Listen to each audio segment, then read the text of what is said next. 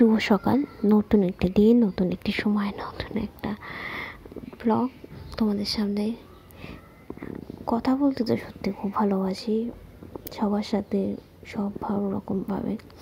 তো দিনটা আজকে শুরু করছে, আর এখন বসে আমি এডিট করতে বসেছি। অনেকক্ষণ আগেই বিছানা থেকে নেমে যেতাম, আমরা এডিটটা করে নিই। এডিট করতে বসে অনেকগুলো প্রবলেম ফেস করতে হচ্ছে, ফোন থেকে শুরু করে এডিট হয়ে গেছে। তারপর আমি চেক করছি একটা জিনিস হয়নি।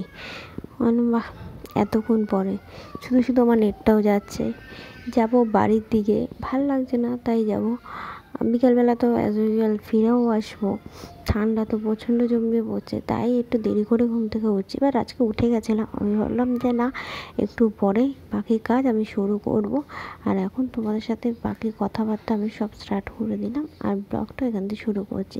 তো আজকে মিনি ব্লগ করার ইচ্ছা আছে। অ্যাজ ইউজুয়াল হয়ে ওঠে না, জানো তো, এতগুলো কিছু সামনে। তো এই তোমাদের সাথে কথা বলতে সব কিছু রেডি করে স্নান কমপ্লিট করে ব্লগও শেষ করেছি। তার মধ্যে টুকটাক ওর মধ্যে অনেক কিছু আছে, আর রান্না বান্না কমপ্লিট করেছি। নিজের খাওয়া দাওয়া, নিজের সব কিছু হয়ে গেছে।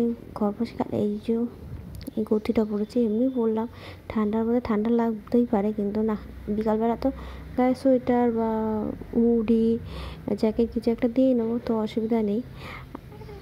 এখান থেকে তো কত ফুল, আর সত্যি বলতে আমি এত ফুল দেখতে না প্রচণ্ড ভালোবাসি।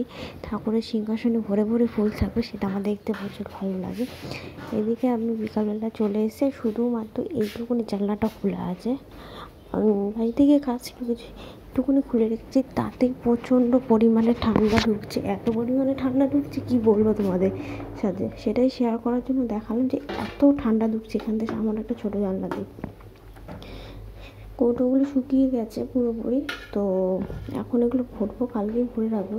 যে জিনিসগুলো এর মধ্যে ভরার ছিল ওগুলো ভরে রাখবো। তারপরে রাতে খাওয়া দাওয়া বলতে ইচ্ছা হচ্ছে না, ভাতই করে নেবো, ভাত খেয়ে নেবো। তারপরে রাত্রির বেলার দিকে পুরো গ্যাস পরিষ্কার করে মুছে তারপরে শোবো। তার কারণ সকালবেলা উঠে এই এনার্জিটা থাকে না, তাই সব কিছু পরিষ্কার করে নেবো।